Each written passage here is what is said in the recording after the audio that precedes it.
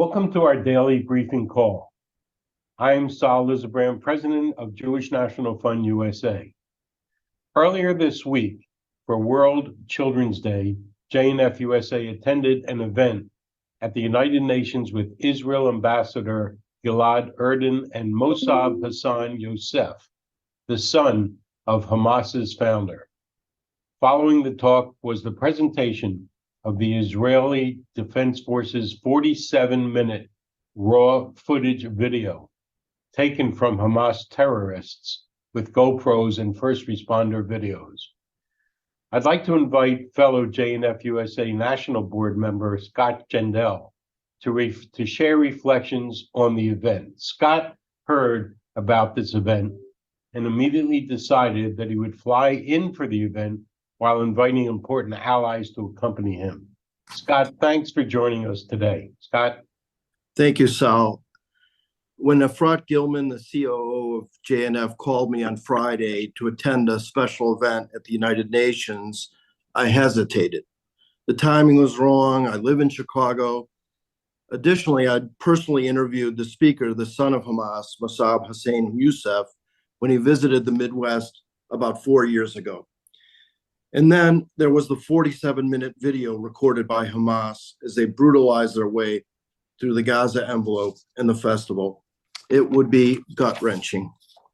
Ultimately, after talking to Efrat and my wife Lisa, I came to the conclusion that I was not going for me. It was rather for the people I would bring to New York that day. As JNF Vice President for Israel advocacy on campus, it often feels like a Sisyphean task. Each day, we push the boulder up the hill, and it invariably rolls back down. But this opportunity felt different. I set about asking a group of individuals to join us. Those 4 invitees were strategic, powerful, and influential.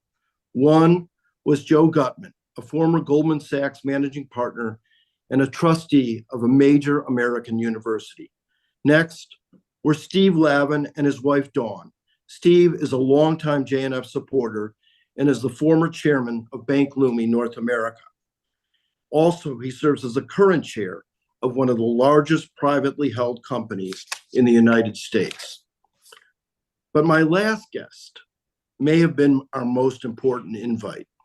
He is the non-Jewish chairman of the board of one of the largest and most prestigious university systems in America.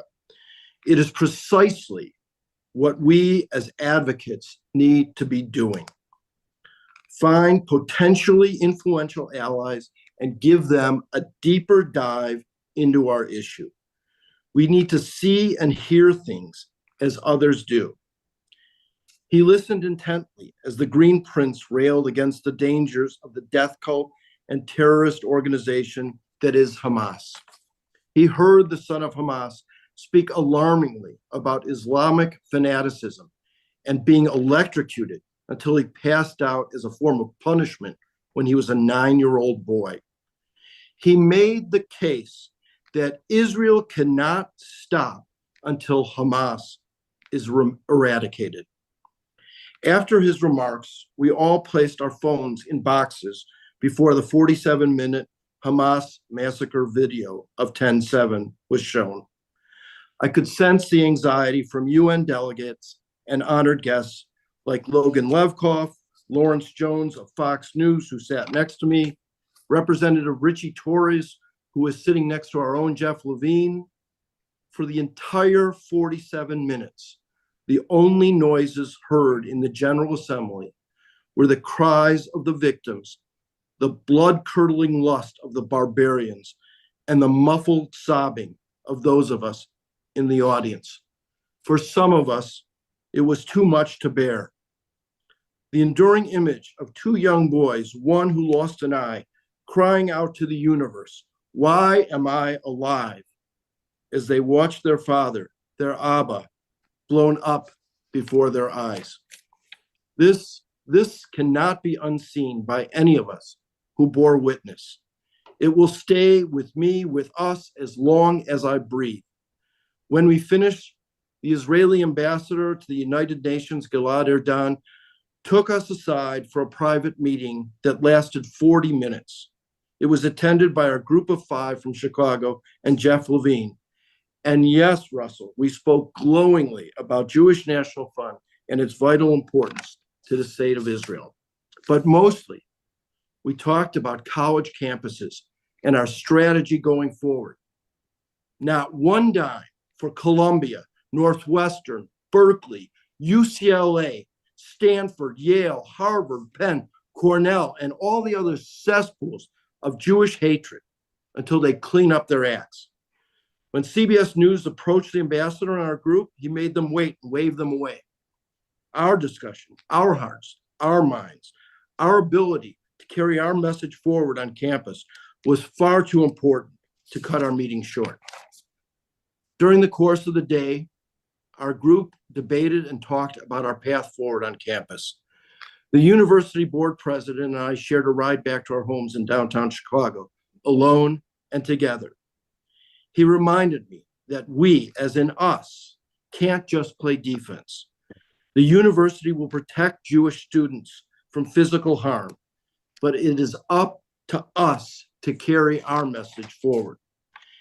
It's time to get on our front feet and play downhill, just as the IDF is now doing in Gaza. Our 5-point plan included: speak the truth loudly and proudly and publicly, use video and data, out SJP and others for who they are, disclose terror-centric funding sources. 3, have Jewish students and their allies run for the Student Senate and write for campus newspapers. It's a huge mouthpiece for student opinion. 4, get involved in community outreach on and off campus. Partner up with Black churches, boys and girls clubs, be visible and impactful. 5, work together with other Jewish organizations. Don't operate in silos. Lastly, inform and prepare your kids when they're young. They're beautiful golden retrievers, but they'll be playing and pitted against coyotes. Toughen them up. 10-7 has taught us much about the world and our place in it. The indifference or outright enmity of people we thought were our friends is jarring and disheartening. But the love we share and feel for our fellow Jews and friends is astonishing. I'm emboldened and resolved that biyachad, together, we will not let Masada fall on our watch. Write the Red Cross, write Oprah, write Mika Brzezinski, demand that the Red Cross and others check on our hostages, check on the people that we love, and bring them home. Am Yisrael Chai. Wow, Scott, thanks for that passionate and informative presentation. I can only, no, maybe I can't imagine what it was like to see those 47 minutes. And I'm sure it is indelible now in you. So, Scott, thank you for what you did, for all you do with Israel Advocacy and Education Department and beyond. Our next speaker is Yahya Mahamid, an Arab Israeli Zionist educator and Israel advocate who defies stereotypes and embraces a mission of peace and understanding. Born in Al-Fam in Israel's Haifa district, he grew up with anti-Zionist sentiments, but began questioning these views after personal interactions with Israelis, which changed his perceptions. His transformative journey led him to embrace his identity as a Muslim Zionist. Yahya was named number 15 of the Jerusalem Post's 25 Young Visionaries in September of this year. Yahya, thank you for being with us today, and please take over the mic. Thank you so much. Thank you for having me. I want to just express my gratitude for every single person here with us today. Your stand with Israel is very much appreciated. And at a time of need, thank you for the introduction, Mr. President. My name is Yahya Mahamid. I grew up in the Arab town of Al-Fahim. I grew up in that town, and I have family connections in the West Bank, and part of my family serves in the PLO. Therefore, the education that I got growing up about Israel and about the Jewish people was very, very negative, kind of like the education that they get in Gaza. The only sentence that I was taught about the Holocaust was from one of my teachers that told us that Hitler did a good thing. And that was the only thing that we learned about the Holocaust. I grew up with a lot of misinformation about the Jewish people in Israel. And when I left my town later on in life, I was in high school, and I went to the big city of Tel Aviv. I went to work in one of the hotels on the beaches.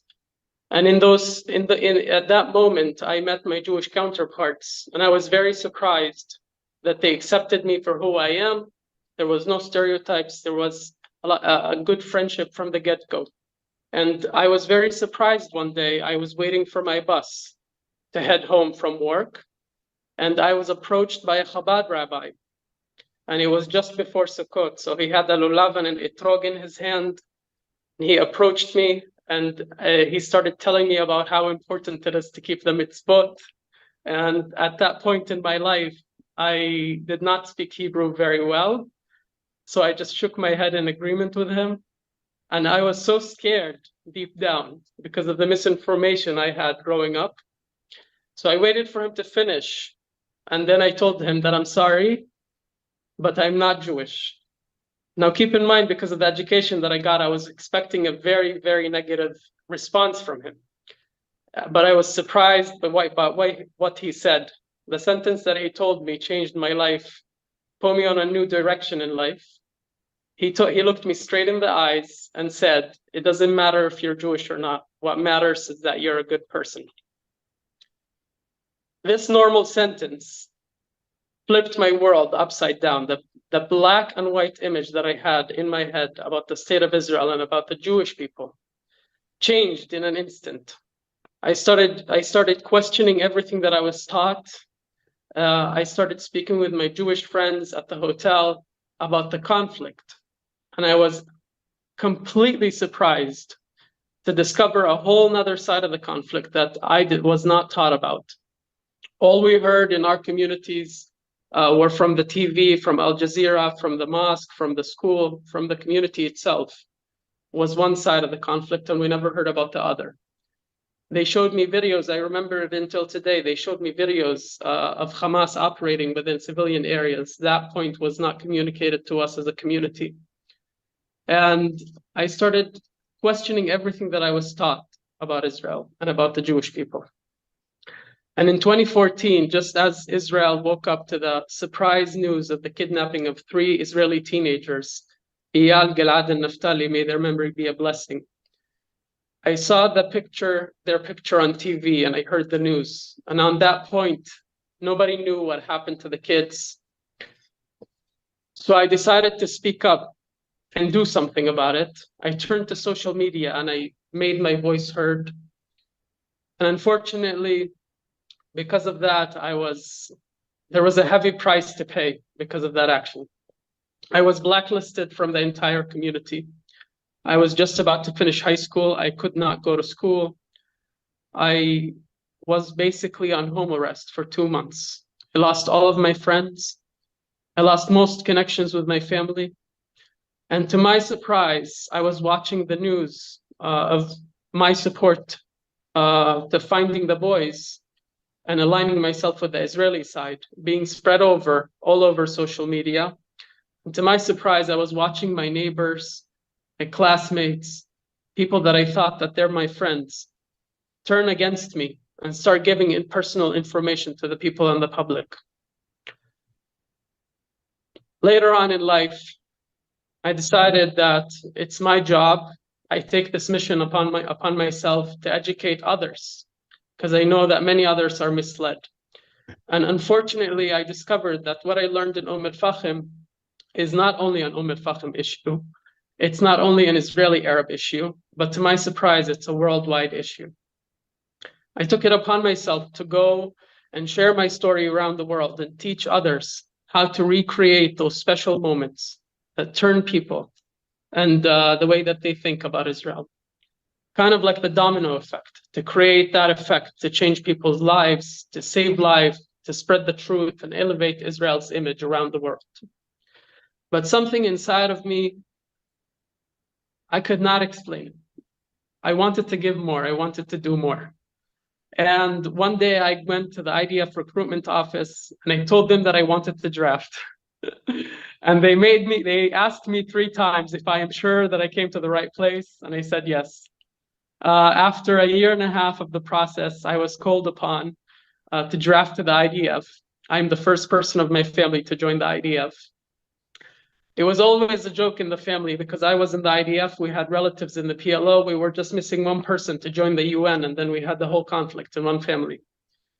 And me joining the IDF, I was part of the Nachal Infantry Brigade. I became a combat soldier. I served in the West Bank. I served on the Gaza border, and I served in the Golan Heights. And in my service, I made sure to share my story and to break stereotypes. That was my mission, is to break stereotypes and bring people together, closer together. When I was finished with my IDF service, I joined efforts during the Abraham Accords to bring Israeli people and the Gulf Arabs together. And I joined many delegations on this matter. And I became a figure in the matter before I was invited to Dubai. Before the peace process was finalized, I was one of the first Israelis to ever go to Dubai. It was a refreshing experience.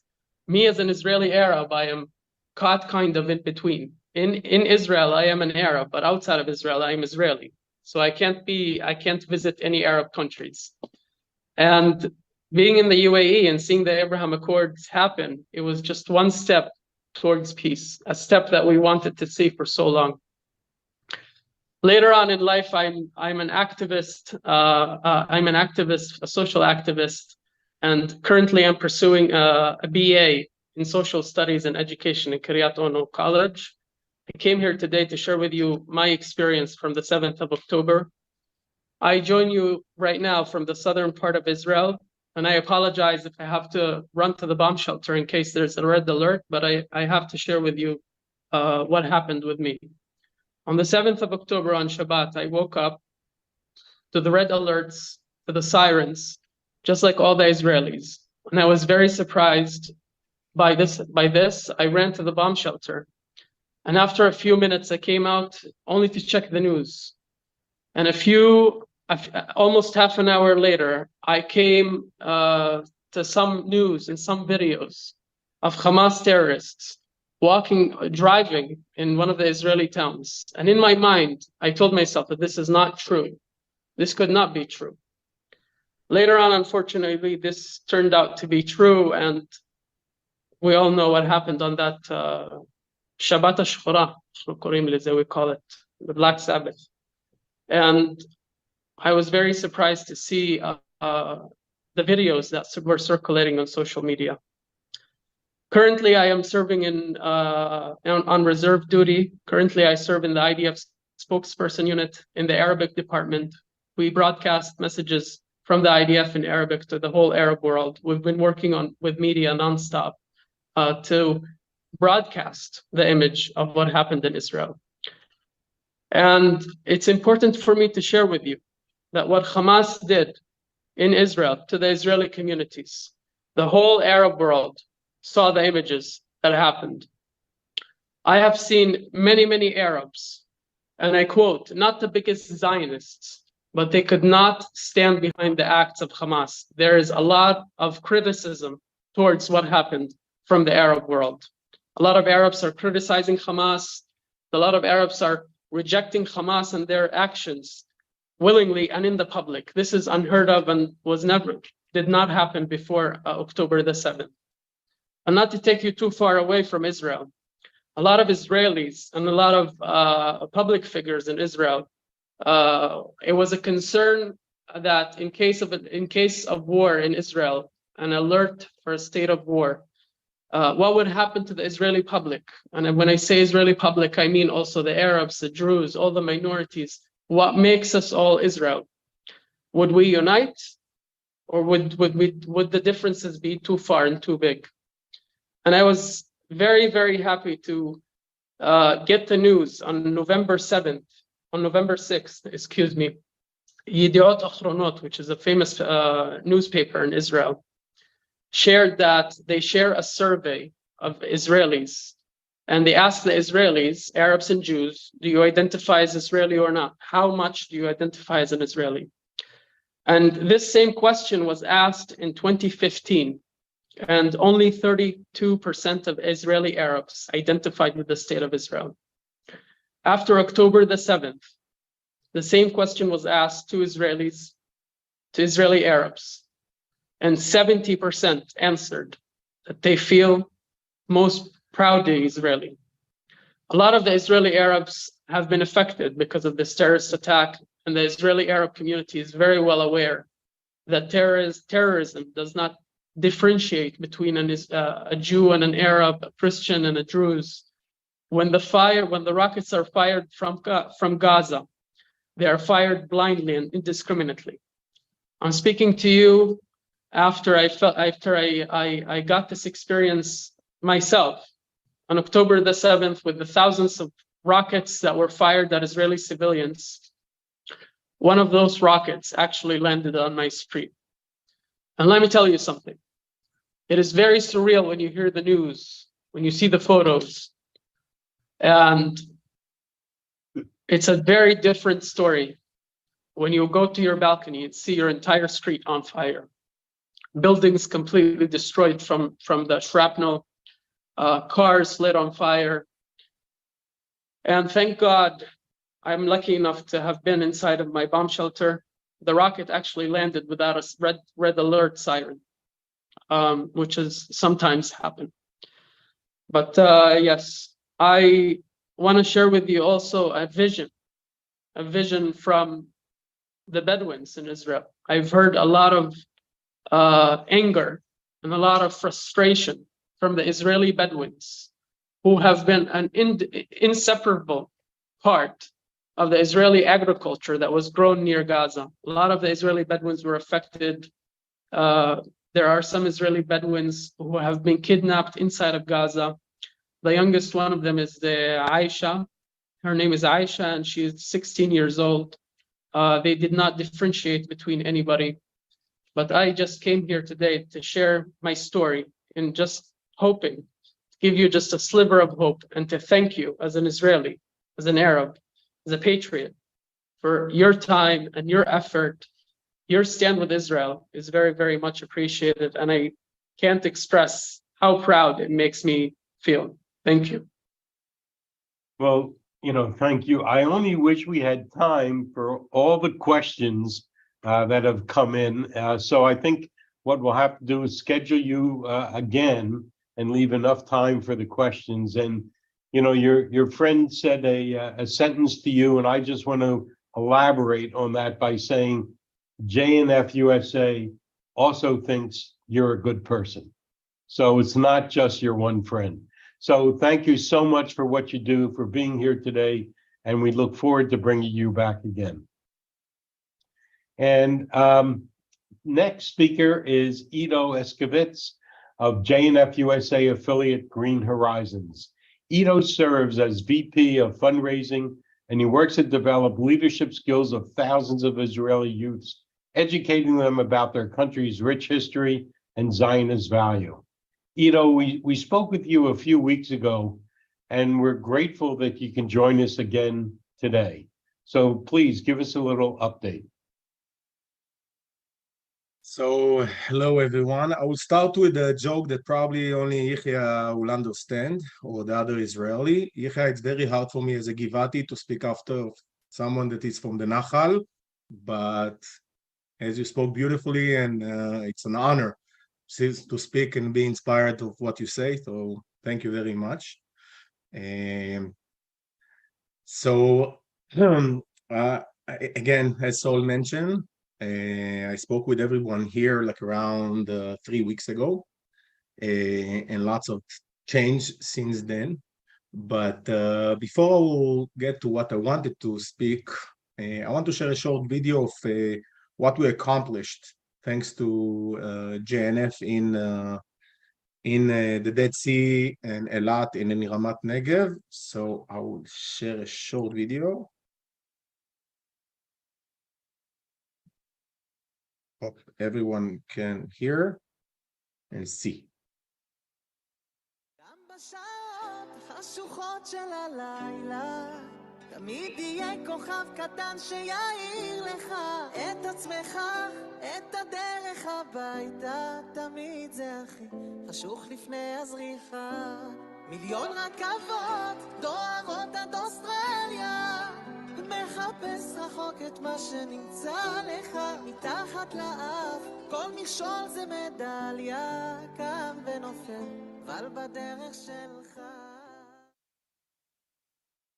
So as I said last time, what Green Horizons managed to do is to establish a Green Horizons activities in places that we never dreamt of working, but because we understood that lots of evacuees of the Gaza envelope went to the Dead Sea, Elat, and Ramat Negev, we decided that the most important thing that the kids need now, it's activities, and especially outdoors activities, because there are research around the world that shows that outdoor activities is one of the best thing to combat post-traumatic stress disorder or helping not getting post-traumatic stress disorder.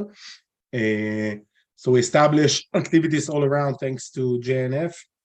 And as you saw in the video, hopefully you saw, more than 4,000 kids took part in the last month of activities we did. 8 family hikes that we took them to Timna Park, rappelling, and doing activities, just taking them a little bit outside of the hotels. You need to remember that most of the kids that were evacuated are kids that are living in kibbutzim. They're not usually living inside a small room in a hotel. They're used to the outdoors. They used to go outside. But I told you that lots of things changed since my last conversation here in the briefing. 3 days after I was part of the on the briefing together with you, I got a phone call from a very good friend of mine, Ariel Ben Gigi, who is a colonel in the Negev Brigade, which is the reserve brigade for Givati, where I served. And he called me and said, Ido, we need officers that have experience in Gaza. And unfortunately, or not unfortunately, I don't know by now if it's good or bad. From 7 years in the regular army in Givati as an officer, 5.5 I did inside Gaza. So he gave me a call and told me, Ido, we need you to come back from retirement because I last year finished my reserve duty. So immediately, as he called me, I said, of course. I told my wife, told my girls that I'm leaving. Of course, there was a lot of crying and fear, but I took my bags and went to the army and joined the reserve. My brigade 12, it's called, were on the first battle going into Gaza. The main mission of the brigade was conquering Bet Hanun, which is the northern part of the Gaza Strip, a huge city that most of you that spend in Sderot, they see the buildings in that town. And we took the responsibility of conquering that area. And I have to tell you that since 1997, when I started my service, I never experienced this kind of war. First of all, because when we got in, the mindset of going into Gaza was totally different than when it was in the Lebanese war, when I was also an officer there. We felt that at the beginning we are losing because more than 1,400 Israelis were dead. 240 then almost 215 were kidnapped. Lots of civilians were killed. And our mindset is we need to kind of turn the tides and change the environment and start protecting Israel. And when I got there, although I almost didn't know lots of the soldiers there, there was a real high moral of going and protecting Israel, because it was like a war like the war in the independence where you read about it, or the Yom Kippur War when you read about it. And that was the mindset of most of the soldiers. And I have to tell you that I never remember myself in all of my army service being scared of going into Gaza. The earth is not stopping shaking for 1 second. You feel like in a constant earthquake all the time. And building around you, and you don't know where it's going to come from, and you understand that there are tunnels, but you are on a mindset of bringing back the resilience and the feeling of security that Israel has that we lost on October 7th.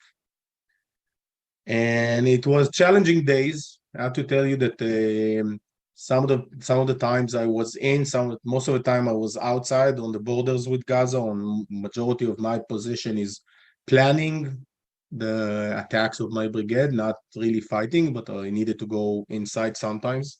I was very happy to see my boss and one of my best friends in the world, Rabbi Zamir, who is the CEO, and many of you know him, the CEO of Green Horizons, who was literally very close to me because he serves in the Nahal Brigade as Yahya, and he's a lieutenant colonel there. And they were attacking just on the other side, next to us, more close to the sea. And we talked on the radio, on the army radio, and then we met in one point that we went outside. But I want to share with you something that I think is, to me, it's very important. It's very hard to be in a war. And most of the people, thank God, and I wish for my girls and my friends to never experience what is war all about.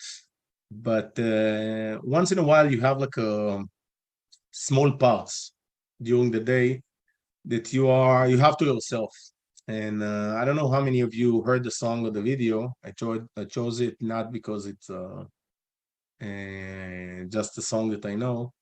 In the song, he says that in the darkest moments, you have a shining star that show you the way. And I have to tell you that in those small moments, there are few things that are keeping me and giving me the strength and to overcome the fear of getting hurt or losing soldiers or doing some mistake that can cost life, because that was what is war. And that star for me, it's my family, and lots of the boxes that I see here are part of that family. I get messages and calls for many of you, and that's the strength. That's the feeling that there is something bigger than just me and just my small family. We are the Jewish people. We are Israel, you and us. And I speak with lots of people, my friends in the US, when I get I have my phone and I'm in Israel, and I hear what's happening in the US, and it's horrible and it's scary as well. But we are together in this. We are here in the front line in Gaza, and you're in the front line back in the US. I had a huge debate on myself. Should I come to the conference in Denver? Should I not? I'm needing in the IDF. Should I leave? Is it important as being in the IDF and protecting Israel? And I decided around a week ago that that's the important. Show solidarity also for you. to you, because the people that I know, they love Israel. Israel is their home, and now you are attacked because of that. And for me, it was very important to be able to do that. That's why yesterday I came back home. Tomorrow morning, first thing in the morning, I'm going back to Gaza, and I'm going to stay there until my flight next week. And after I'm finishing with the conference, I'm flying back and getting on my uniform and going back to Gaza to my service. And 2 days ago, I was sitting again for those small moments, and there was a sketch on one of the TV channels in Israel, and they were talking with Golda, and Golda has this famous quote that she says to Biden, actually, that we will win every war because we don't have anywhere to go. I have to say that after my 2 weeks of fighting in Gaza, I want to change that phrase. It's not that we don't have anywhere to go. It's that we don't want to go anywhere. I dream to see, and I will give everything that I can to see Michal Uziyahu, who's the dear friend of all of us, building her community back. I will give everything for that. And I think that's our mission. Our mission is to show that nothing will break us. And not because we don't have anywhere to go, because most of us can go other places. My wife is an American citizen. I can fly and live in the US tomorrow morning. My parents have a Romanian citizenship. I can get and go to live in Romania, but I don't want to. And you spend so much money to fly every year to Israel, to go to every JNF conference, to donate the best of your money in order that Israel will have a future. And now our mission, it's that, to rebuild that area and to make it stronger and to make it the best place to live in, and that it will never, never happen this kind of again. That what happened in October 7th. And that's, if you can ask me one thing that I can wish for, it's that in few years, I will be able to take my girls, and as Russell mentioned here, dance a TikTok video in Gaza together with Michal, as I did, I think, like a year ago. That's my dream, and that's my wish. So thank you for having me again. And I hope to see as many of you in Denver, because I think that's the place to show the support for Israel. And I hope we will be able to go back and see this amazing area of Israel that all of us love. And as I said, to see those communities thrive, and that all of the kids and people that were kidnapped will be back, and our soldier will be back as well, and not harmed. And thank you for all the support that we are feeling from you personally, and to Green Horizons and to Israel. So thank you very much. So Ido, you'll be with us, and over 2,000 members of your family will be with us in Denver. And stay safe. Please give your 3 daughters big hugs from the United States. And we'll see you real soon. Thanks for being with us. Tomorrow, millions of Americans will gather to celebrate Thanksgiving, a time when we take stock in everything that is good and positive in our lives. I think I speak for everyone on today's call when I say this year's gatherings will take on new meaning for all of us. As we greet our friends and families, we will hug them just a bit tighter, and we will share stories and conversations. We will listen just a little bit more intently. We will look around our tables and realize more than ever before just how lucky we are to have so much love and friendship in our lives. With that in mind, and since we will not have our Friday prayer program this week in observance of the Thanksgiving holiday, I'm pleased to invite our final guest today, Rabbi Danielle Eskow. Rabbi is a JNF-USA rabbi for Israel and the CEO of Online Jewish Learning. She will share a prayer for Israel written for Thanksgiving and also a word on this week's Parsha. Rabbi, thank you for joining us, and please take over. Thank you for having me. So I wrote a prayer for Thanksgiving in the context of what we're all going through right now. God, as we approach the day of thanks, we thank you for giving us strength now more than ever. We need it, God, for we are not feeling strong enough, for our hearts have been broken in ways that may never be whole again. Our sleep has been disrupted from the images of the horrors that have befallen our people in Eretz Yisrael. Our friendships have been fractured from those who are indifferent to our suffering. Our hearts are torn from the pain of the members of our people who were savagely murdered by Hamas. But despite all of this, today, as we prepare for the day of thanks, we turn to you. Adonai, grant us the strength to push through this incredibly dark time in our lives. Give us the courage to fight against anti-Semitism in all of its heinous forms. Adonai, give us the voice to continue to cry out for the return of all of our hostages held in captivity for weeks on end, and give us continued hope that this hostage exchange will go smoothly and without mishap. Adonai, give us the clarity to appreciate that we today are able to sit with our families, grandparents and mothers and fathers and children when so many of our people cannot. We give thanks to you today and every day for granting us life. We pray to you today to help us to continue to live through this darkness and hope that one day soon we will see the light. Please, God, bring us to the day when we can finally say a Shehechianu for the return of our people and for the victory of our soldiers and all of Am Yisrael.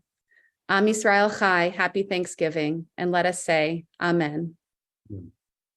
And then I was going to speak a bit about the Parsha, but I feel given the change in the news with the hostage deal, I thought it'd be more appropriate to say the prayer for the return of the captives, if that's okay with everybody here.